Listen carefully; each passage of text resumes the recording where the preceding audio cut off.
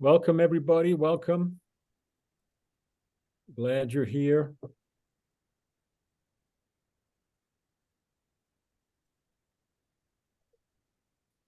Thanks for coming, everybody. We're glad you're here. We'll just wait just a minute, while people start to filter in. Thanks for joining us.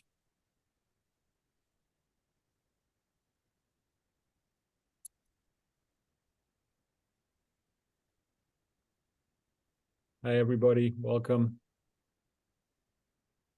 Thanks for joining us. We're just waiting for a minute just while people filter in.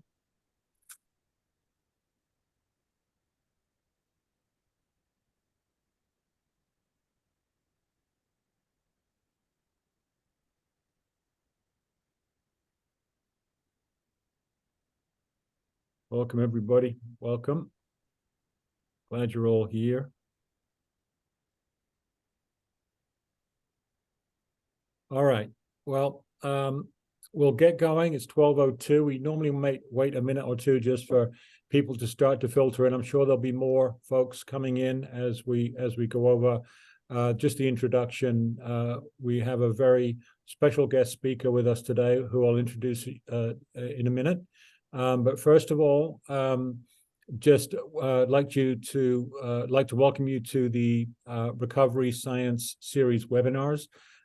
This is our 14th actually in our series. Welcome and welcome back for those of you rejoining us. This is hosted by the Recovery Research Institute. It is sponsored by SAMHSA in collaboration with the American Academy of Addiction Psychiatry and the Opioid Response Network. And next slide.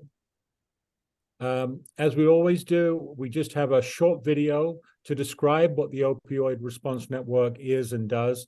And Maya, our project coordinator, is going to play that for you now. It's just a couple of minutes, and then I'll just explain a little bit more about what we do at the ORN. Maya, go ahead.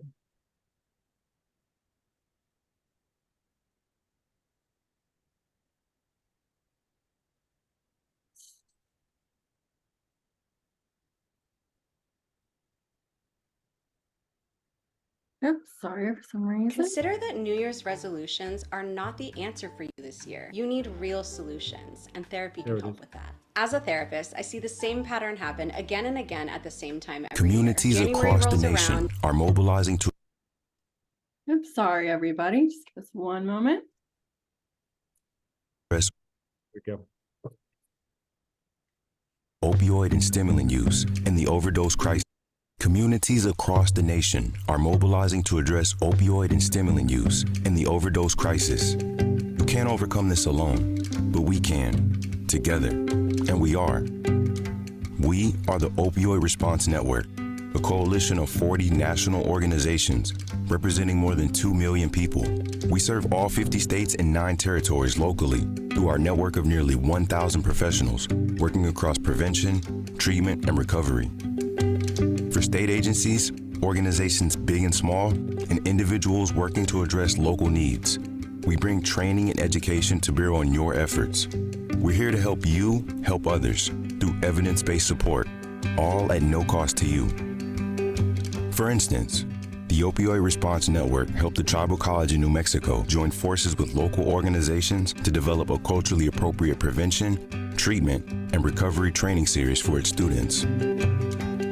In Rhode Island, we convened corrections staff from 34 states to share how our program had reduced post-incarceration overdose deaths by more than 60% and supported them in their efforts to build similar programs in their home states. In West Virginia, we mobilized to help a clinic incorporate substance use disorder services into their practice, serving a faith-based community. We helped healthcare providers in South Dakota address barriers they face providing treatment services for their patients. We're here to help those on the front lines. So, what are your needs and how can we help? Visit the opioidresponsenetwork.org to learn more and to submit a request for support. The Opioid Response Network, funded by the Substance Abuse and Mental Health Services Administration. Great, thanks, Maya. We nearly always have a problem getting that going as we did today. So we were being traditional in having a little hiccup getting that video played. But hopefully that puts you in the picture of kind of what the Opioid Response Network is and does. It is a federally funded initiative, 40 partners. We are one of the partners, the Recovery Research Institute. There are many others, big organizations, including AAAP and Faces and Voices and others, ASAM. And as you saw in the video, it's a freebie. You know, it's an opportunity to get training and education for, if you're a clinician or if you're a program around the country, go to the opioidresponsenetwork.org and submit a request. Get some education and training for you, for your staff, on how to respond best with evidence-based practices and strategies to help patients who suffer from opioid, stimulant, or other substance use disorders. So as you can see here, just go along to the opioidresponsenetwork.org and you can submit a request. Please spread the word. It's a free opportunity to get on hands-on training, education to better help our patients. So next slide. As I mentioned, this is number 14 today in our series. You can find the archive of all these prior talks at our website, which Maya's going to post in the chat. So feel free to peruse those other archive recordings of speakers such as Dr. Weiss, who we're having today. But as you can see, a whole variety of other speakers have spoken on this topic and topics of addiction, treatment, and recovery support services. The next slide is just to let you know that we have Dr. Stephen Shoptor of UCLA will be our next presenter. That'll be on March 13th. So put that in your calendars, 12 noon, same place, same time, but March 13th, so next month. And we'll have, right now, we'll have just a brief poll. Please fill this out. It's just a few questions on kind of who you are and just hit the submit button. It's just really for us to see who's coming to the webinars. If you'd be so kind to take a minute just to fill out who you are. And it just helps us keep track of who's coming and who's attending and who we're reaching. So just take a minute, please, to do that would be great.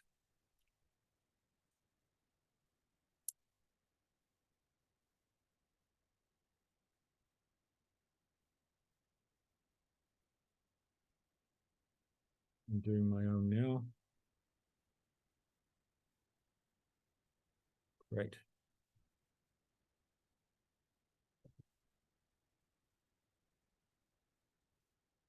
How are we doing there, Maya? Good. We're at about 60% people who have completed. So we can give it maybe a couple, 30 more seconds or so, and then we can share the results. All right. Thanks everybody for just taking a sec to do that. Just helps us understand who we're reaching and who's coming. So thank you. Great. Yeah. All right. And the poll. Okay. Fantastic. We'll end the poll. Thanks a million. This just gives you the feedback, instant gratification here in terms of who we've got. So you can see a variety of different folks here. And thanks for filling that out. Very helpful. We have about half clinicians right now in the audience. So thank you for doing that. And we'll move on to our speaker for today, who I'm very happy and delighted that Dr. Roger Weiss has agreed to come and speak to us on this very important topic. I've known Roger for many decades, actually, Roger, isn't it? It's amazing how Roger was my boss at McLean when I was a research coordinator, research assistant 30 years ago now, Roger, 30 years ago, amazingly. You don't look any different to me in all these decades that have passed. But I'm delighted that you're able to take time out of your schedule today to come and join us and educate us about this very important topic. Just to put you all in the picture, Dr. Weiss is an internationally famous professor of psychiatry. He's a professor of psychiatry at Harvard Medical School. He's also the chief of the Division of Alcohol, Drugs, and Addiction at McLean Hospital.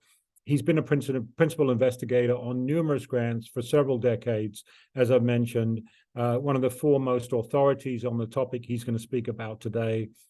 He developed integrated group therapy and evidence-based treatment for patients with co-occurring bipolar and substance use disorders. He's led multiple multi-site national studies of treatment of prescription opioid dependence as part of the NIDA Clinical Trials Network, and is currently a lead investigator on the multi-site retention duration discontinuation study, examining optimal treatments for opioid use disorder. He's authored over 400 articles, scientific articles and book chapters, as well as 4 books, and he's received numerous awards for his work in research and his clinical expertise. So, Roger, thanks a million for doing this, and I'll pass it over to you. We will have opportunity, I hope, for some questions at the end. So feel free to put any comments, questions in the chat. We'll hopefully get to those in the last 10 or so minutes after Roger's finished speaking. So, Roger, over to you. Thanks a million for doing this.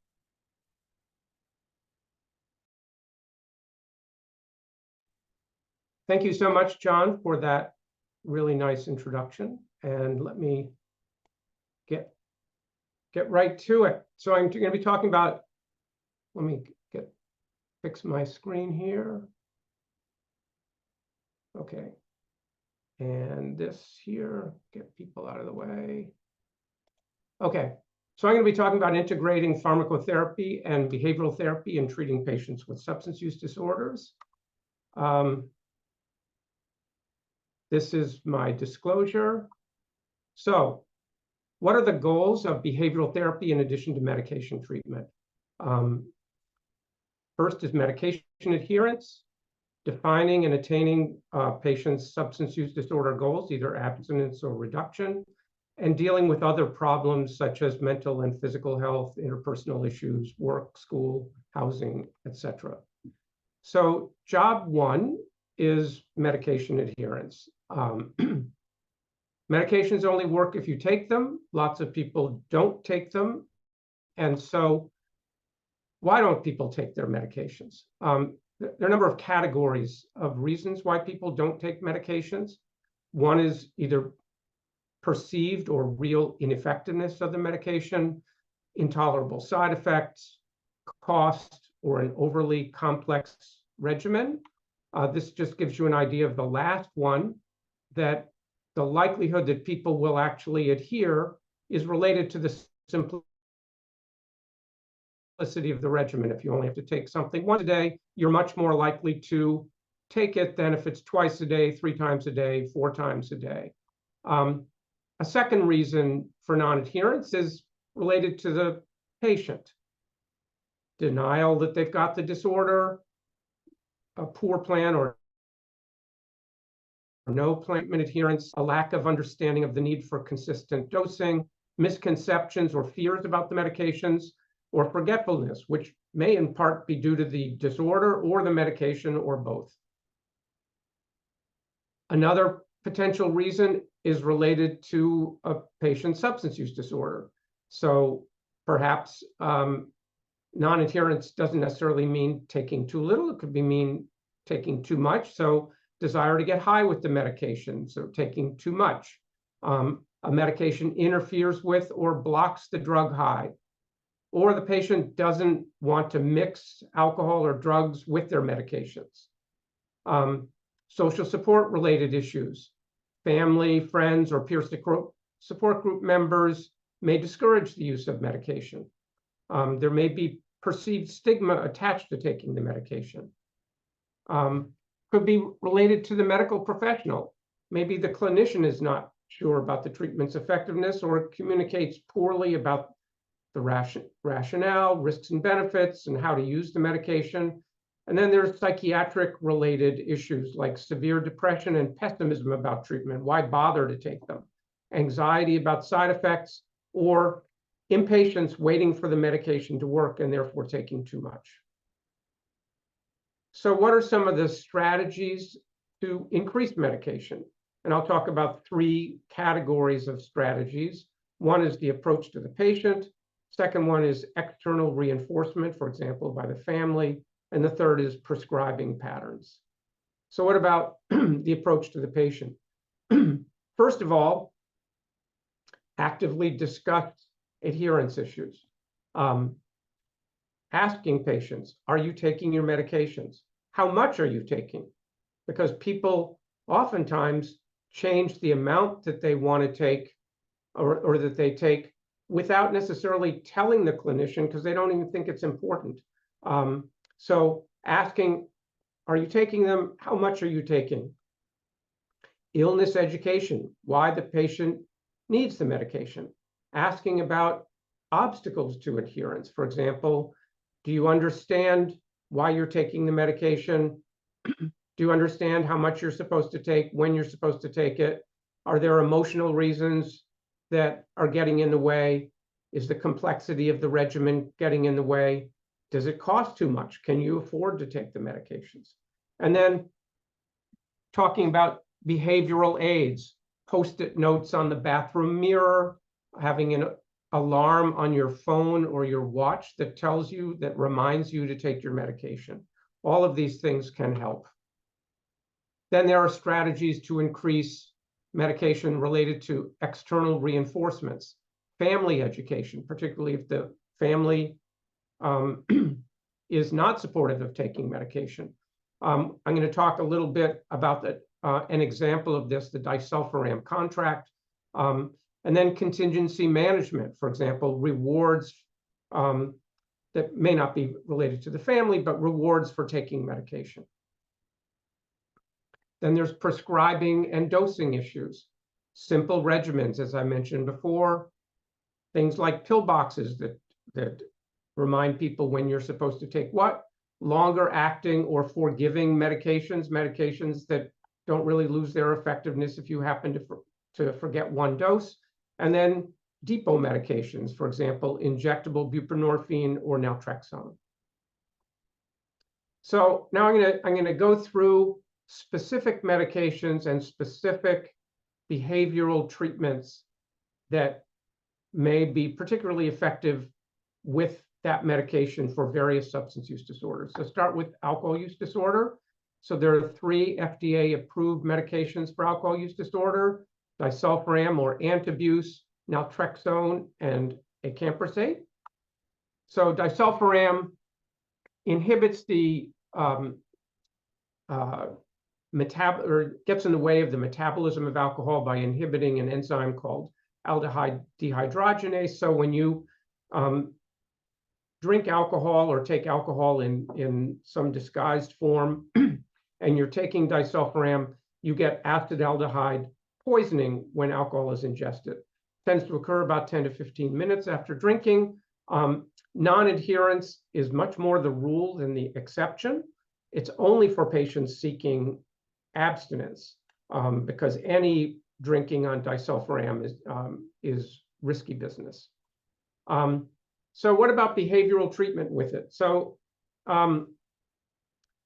a psychologist who was at Harvard and the Brockton VA hospital named Tim O'Farrell developed something called behavioral couples therapy that also incorporated for people on disulfiram something called the disulfiram contract. So the early studies that he did were with veterans, and almost exclusively male veterans. And so what happened is that they would meet with the patient and his wife, and they would give him a script of what they were supposed to do regarding the disulfiram. And it involved something called mutual thanking. So the script went something like this. In the morning, the patient's wife would say, "It's time to take your disulfiram, honey." And he would say, "Thanks for reminding me." And then he would take the disulfiram and say, "I'm not going to drink today. And I'm taking my disulfiram." She would then say, "Thanks for taking your disulfiram." And he would say, "Thanks for reminding me and watching me." Now you can imagine that all of these conversations took place with gritted teeth, that not a happy time, but a couple of things happened. And there's one other part of the disulfiram contract is that the patient and his wife were not allowed to discuss past or future drinking episodes outside of meetings with a therapist, because those conversations were universally disastrous. And both he and she knew that, so they weren't allowed to have those conversations. So the advantage of this was, A, he took the disulfiram. B, when he would take the disulfiram, she could relax for that day because she knew that he probably wasn't going to drink that day. When she relaxed, he relaxed. And little by little, things got better. The other thing is that when you keep saying thank you, this mutual thanking, if you say thank you often enough, from old psychology classes of cognitive dissonance, when you say thank you often enough, at some point you start feeling grateful. And so not only did this lead to reduced drinking, but greater marital satisfaction, less intimate partner violence, and better functioning in their children. So this was a very effective behavioral intervention for people with alcohol use disorder who would take disulfiram. So naltrexone, which is used for both alcohol use disorder and opioid use disorder. So for alcohol use disorder, its mechanism of action is that it may reduce what's called the alcohol priming response, which for people who have alcohol use disorder, basically the priming response is that essentially the first drink tastes like more. And that's really what the engine that leads to difficulty controlling drinking. Another description for that is alcohol-induced craving, that the first drink and each drink after that, it's sort of like the more you eat, the hungrier you get instead of feeling more full. But with drinking, the more you drink, the more you want to keep drinking. And naltrexone, when it works, and it doesn't always work, reduces that alcohol-induced craving and alcohol reward. So it doesn't reduce the likelihood of any drinking, but it reduces the likelihood of heavy drinking. So it helps contain a slip or a lapse rather than leading to a full-blown relapse. Naltrexone comes both in oral and extended release form, injectable naltrexone. And like with disulfiram, non-adherence is very common with resultant poor outcomes. So the behavioral treatment that has been shown in general to be most successful in combination with naltrexone is cognitive behavioral therapy. And one of the reasons that it tends to be successful for people on naltrexone is that CBT includes a discussion of the abstinence violation effect. For people who aren't familiar with that, the abstinence violation effect basically is, I've been abstinent for 3 months and I took a drink, I may as well drink the whole bottle. So in CBT, or relapse prevention therapy based on CBT, you discuss the abstinence violation effect and you say, you know, if you slip, you are likely to feel this way and you need to fight that way of thinking with every bone in your body. And so CBT distinguishes between a lapse and a full-blown relapse, which is really similar to and complementary to the mechanism of action of naltrexone, which when it's working also distinguishes between a lapse and a full-blown relapse. So this was an example of a study Ray Anton, Medical University of South Carolina, did, in which patients were randomized to naltrexone or placebo, also randomized to CBT or motivational enhancement therapy. And the naltrexone patients had a longer time to relapse than the placebo patients. And the people who had the best outcomes was people who received naltrexone plus CBT better than naltrexone plus motivational enhancement therapy. There have been some conflicting studies, but in general, CBT is seen as a gold standard with naltrexone. Acamprosate is the third FDA-approved medication for alcohol use disorder. Its mechanism of action, it interacts with glutamate and GABA neurotransmitter systems and may reduce protracted withdrawal symptoms. One of its problems is that it requires 3 times a day dosing. And so one of my colleagues, Rick Reese at the University of Washington, came up with what I thought was kind of a clever thing for his patients that are on acamprosate. And he said, think of the TID method. You have to take it 3 times a day, or TID. And so every time you take it, say T, today, I, take my acamprosate, and D, do my recovery plan. And so every time you take your acamprosate, you spend 1 minute thinking about why you're taking your acamprosate. And so maybe you say the Serenity Prayer, or do a mindfulness exercise, or do something related to recovery every time you take your acamprosate. And I'll come back to this a little later about how this might be related to the placebo effect. So sort of a classic examination study looking at combinations of behavioral therapy and pharmacotherapy was the NIAAA combined study that studied optimal combinations of medications and behavioral treatment for alcohol use disorder with 1,300 plus patients. So patients either received naltrexone, acamprosate, both or neither. Everybody who got some pills received medical management as well.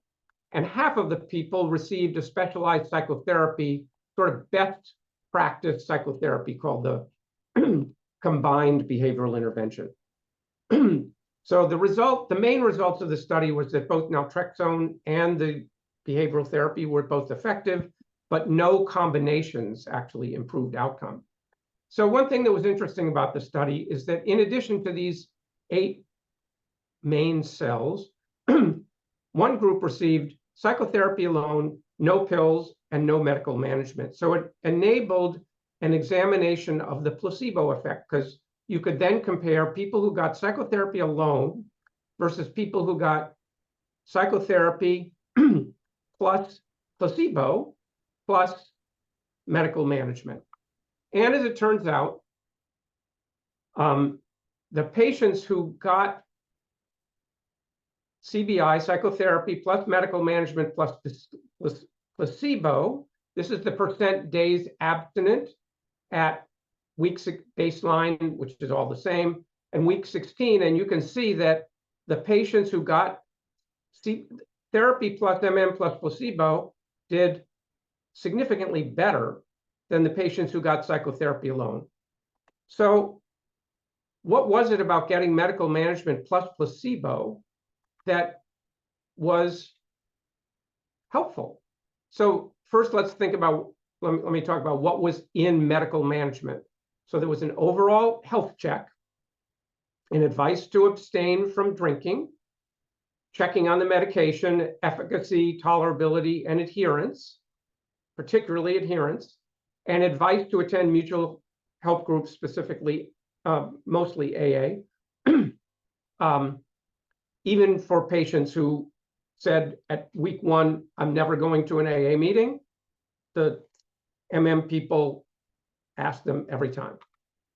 So one thing that we found is that the people who got medical management and placebo, who were recommended at every visit to go to AA, were significantly more likely to go to AA than the people who got psychotherapy alone. So that leads to the question, is that why those patients did better? Well, in part, yes. AA attendance during treatment was a significant predictor of percent days abstinent during treatment.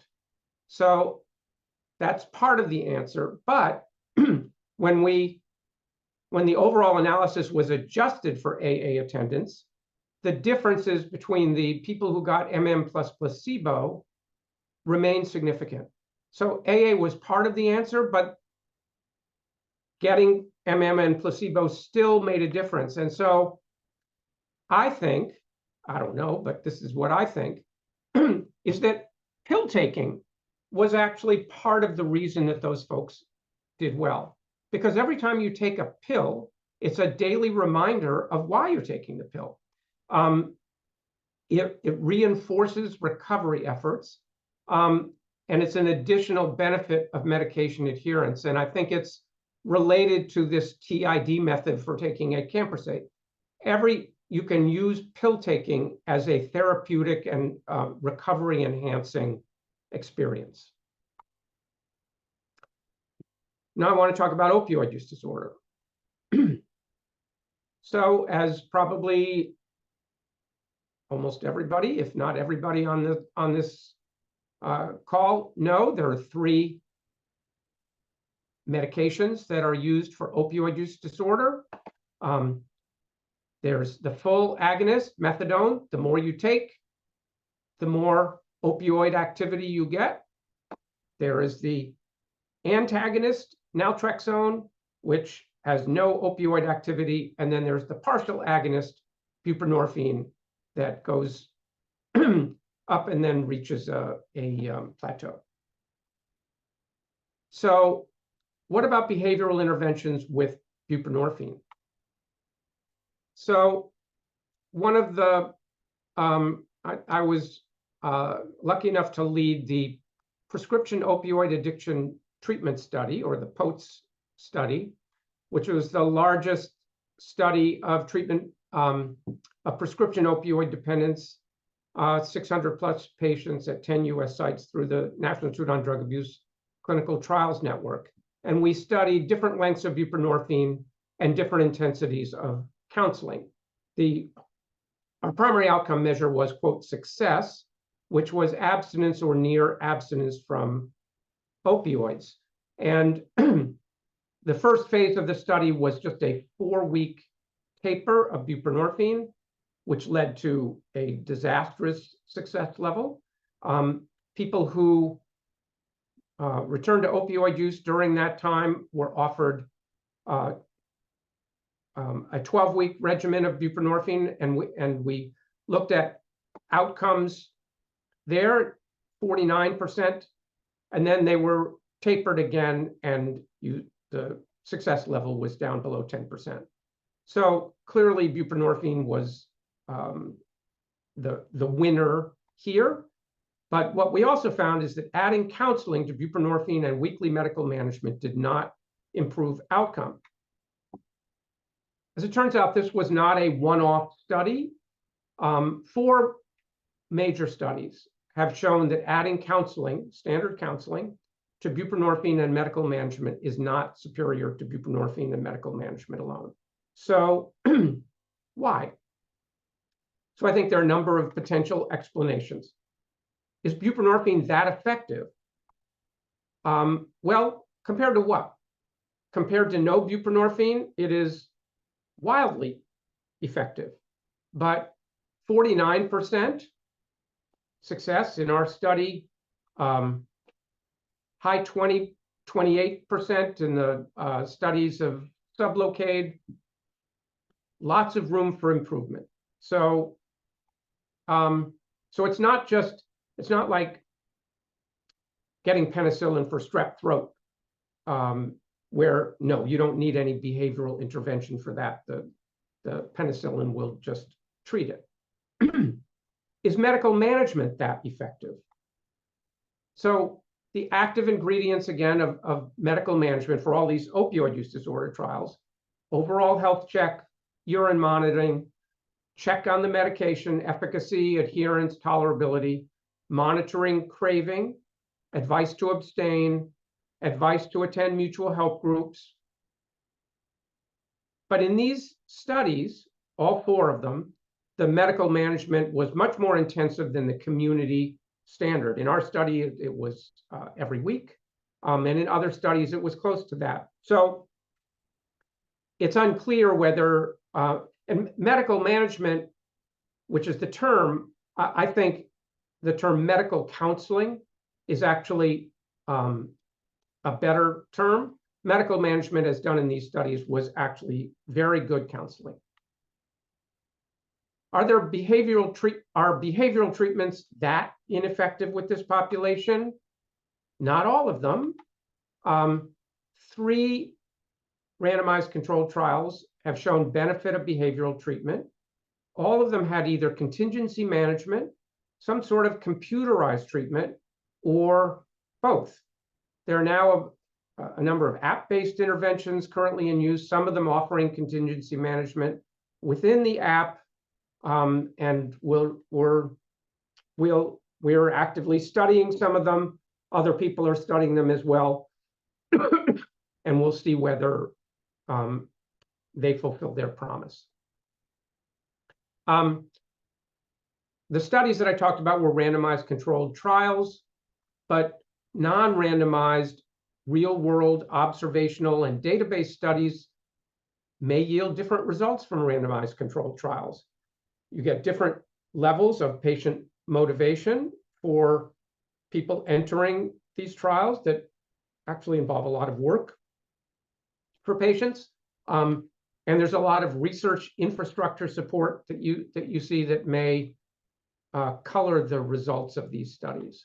So a study by Samples et al., which was a retrospective study of Medicaid data for the years 2013 to 18, 5,000 patients with opioid use disorder. Like, what kinds of psychosocial services did they have? Like, 3/4 of them had either no or very few psychosocial services, meaning less than 1 day a month. 17% had low intensity services, an average of less than 2 days a month, and 9% had high intensity services. Buprenorphine retention was higher in the 2 groups receiving some psychosocial services. Pretty similar between low and high, but much lower retention in the patients with no services. So some patients do well with buprenorphine and medical management and no other psychosocial services, but more do better with some psychosocial services. Are there subgroups of patients that benefit from behavioral treatments? So in the POTE study, we compared outcomes of patients with and without counseling among people with the 2 groups of people that we thought might benefit more from counseling: those with more severe drug problems and those with co-occurring psychiatric illness. So this is people with more severe problems. These are people, even though we excluded people who had ever injected heroin or who had been dependent, about 20% of people had at least dabbled in heroin, and that turned out to be a very important prognostic sign. They did clearly worse. But what this slide shows is that they only did worse if they didn't get any counseling. If they got counseling, which is in the blue, they did as well as the people who never used heroin. So this was a group that benefited, so people with more severe problems. And then what about people with psychiatric illness? One of the groups that we looked at was people with PTSD. Those who had PTSD had more successful outcomes if they received drug counseling, almost twice as good outcomes. But if you didn't have PTSD, no difference. So there are people and groups of people, subgroups of people who do better. What about mutual help group involvement? So we did a 3.5-year follow-up study of the POTE study, looking at what kinds of treatments that people received during that follow-up period that had the best correlation with opioid abstinence over time. And agonist treatment had by far the best correlation with opioid abstinence, but also mutual help group attendance also correlated with abstinence, independent of agonist treatment, with odds ratios of 2 to 3. which is interesting because people with opioid use disorder often, particularly those on buprenorphine, often struggle with mutual help groups such as Narcotics Anonymous because of their negative attitude towards agonist treatment. What about group treatment? There are different models of group treatment with buprenorphine, shared medical visit, group-based treatment. Both models seem feasible and well accepted, lower cost, but there have been no rigorous randomized controlled trials. Research is needed, but group therapy research is daunting methodologically. Other behavioral treatments, lots of treatments are being used: case management, recovery coaches / peer navigators, mindfulness, which is starting to develop, to have some positive studies in OUD, exercise, yoga, acupuncture, telehealth. All of these are being used with all sorts of anecdotal positive results. We don't have a lot of good randomized controlled trials, but a number of trials are ongoing at this point. So how to proceed? One thought is to consider a stepped care model. So factors to think about: many patients do well with buprenorphine, but we're not good, and medical management alone, but we're not good at predicting who will and who won't. There are limited resources, both for medical management and behavioral treatment. Some patients don't want counseling. So understanding the importance of an early treatment response may help our decision-making. So leads to the question, does an early response to buprenorphine predict later treatment outcome? So we know that some medications, such as antidepressants, can take a number of weeks to work optimally, and so waiting may make a difference. What about buprenorphine? So in the POTS study, we looked at that, looking at positive and negative predictive value, the degree. So what that means is, does getting off to a good start lead to a good outcome? And does getting off to a bad start lead to a bad outcome? So what we did is we looked at people getting off to a good start. You're abstinent in the first week or the first 2 weeks, etc. And this is just a positive predictive value. So if you are abstinent in week 1, the likelihood that you'll be abstinent in weeks 9 through 12 is only 49%, flip of a coin. So that doesn't predict anything. If you're abstinent in the first 2 weeks, gets up to 56%, but doesn't get much better than that if you're abstinent for 4 weeks. Basically, getting off to a good start is good, but bad things can happen after that. But if you get off to a bad start, that's a real problem. So if you use in the first week, the likelihood that you will be using in weeks 9 through 12 is 80%.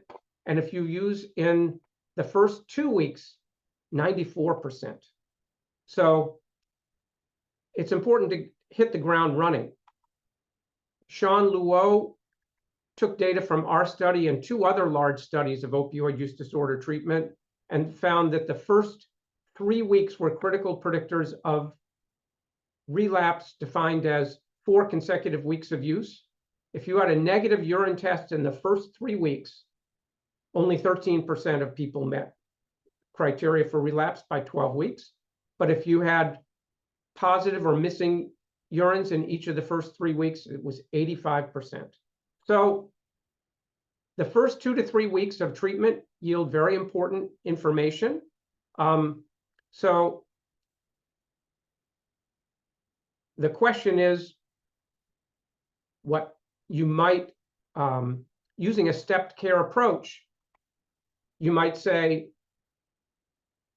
start off with whatever kind of behavioral treatment the patient agreed to and wanted, and perhaps increase the level of behavioral treatment if someone gets off to a bad start. We don't know that that would make a difference because that was not to be possible to be tested in these studies. But understanding how to respond to people who get off to a poor start early on, I think is a very important question. What about naltrexone and behavioral interventions in opioid use disorder? So adherence to oral naltrexone in opioid use disorder is very poor. Oral naltrexone is therefore ineffective for most opioid use disorder patients. This was a major reason for the development of extended release naltrexone. There are some positive results for behavioral treatment, but limited. Contingency management, such as rewarding people for taking medication and/or negative urine tests, behavioral therapy, family therapy, and observed medication taking. But there's really very little data on behavioral treatments with injectable naltrexone. So, in conclusion, many factors influence the interaction between medications and behavioral treatment: the efficacy of the medication, the severity of the substance use disorder and associated conditions such as psychiatric illness, the mechanism of action of the medication, the treatment goal, abstinence versus reduction, who's delivering the behavioral treatment, and the intensity and context of the treatment. Thanks to National Institute on Drug Abuse, and these are some of my colleagues. Questions? I will stop sharing. So, Roger, thanks a million. That was absolutely little time. Thanks a million, Roger. That was absolutely fantastic. That was a very comprehensive, very clearly delivered, in my view. Although a lot to digest, there was a lot of information there, and I will look forward to savoring. That was a feast, a real feast of information. Thank you for that, Roger. And Maya, do we have questions, comments for Roger? So far, it doesn't look like we have any direct questions in the chat, Okay. but if anyone does have questions, please feel free to put them in the chat or unmute yourself and ask them. So if people can ask questions, put them in the chat or raise your hand. Jennifer Hilton, is it? Yes. Hi. I'm a juvenile probation officer, so I'm not a medical clinician. Thank you for taking my question. I'm new to all of this.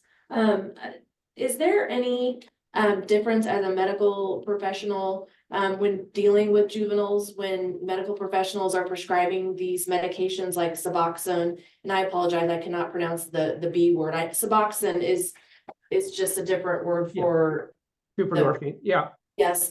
Do you guys, is there any difference in terms of the way you guys prescribe the medications? In particular, I'm guessing there's not a huge difference with a 17-year-old and an 18-year-old.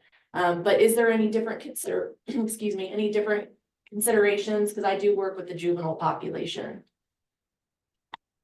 There have been studies that have looked at buprenorphine in adolescents / young adults that show that it is highly effective.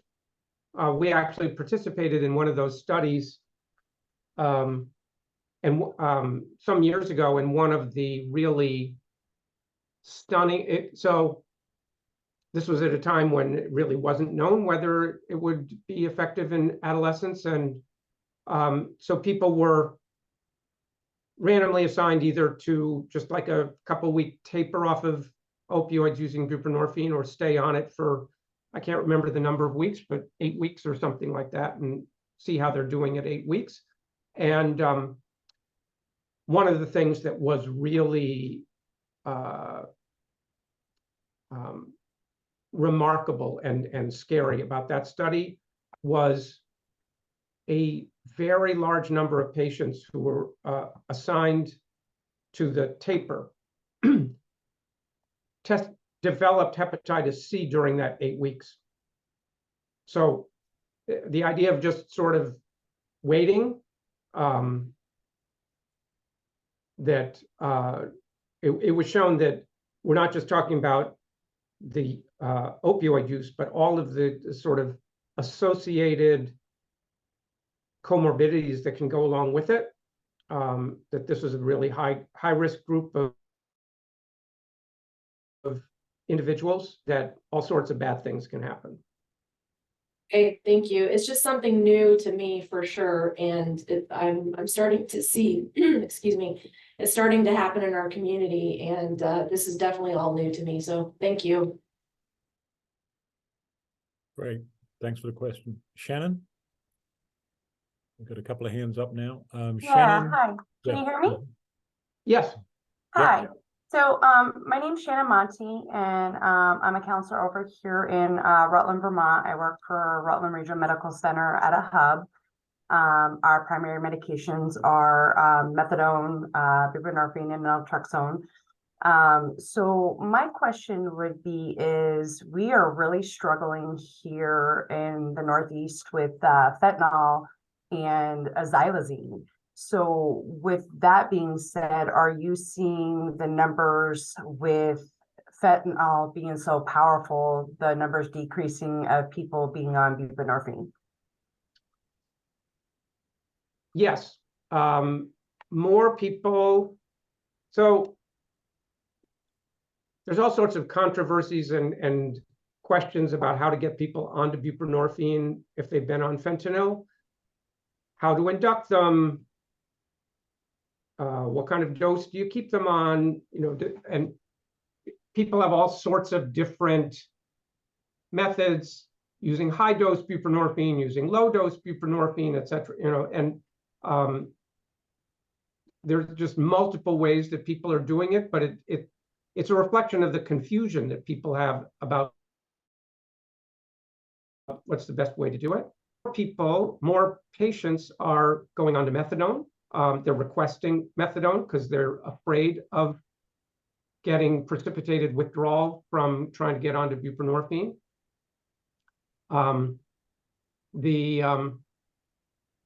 So all sorts of people are trying to figure it out, but the number of patients who are saying they don't want to go on buprenorphine around here are increasing. Some saying they want to go on methadone, and some say I don't want to go on anything. Thank you. Thank you. Amber? Good afternoon. Thank you for a great presentation. There's some things that I didn't know, and I appreciate the study that you guys take the time and resources to do. I'm wondering if there has been any discussion about the use of kratom in opioid use withdrawal or opioid use disorder.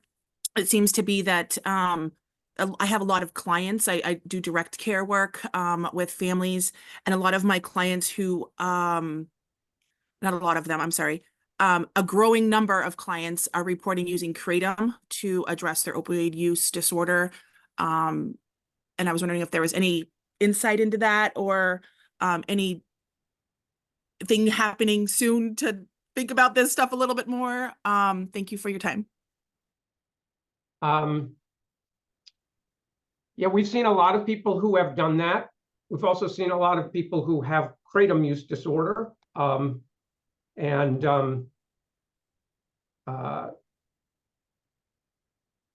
it's, there's all sorts. Kratom it's a little bit like cannabis. Some people swear by it as medicine, and other people get addicted to it. I am not aware of any systematic studies of it as a treatment for opioid use disorder, but there may be things going on for it. We see plenty of both sides of it, of people using it to treat it, and some people who start using it because they think it's safe and it's not for them. So trying to distinguish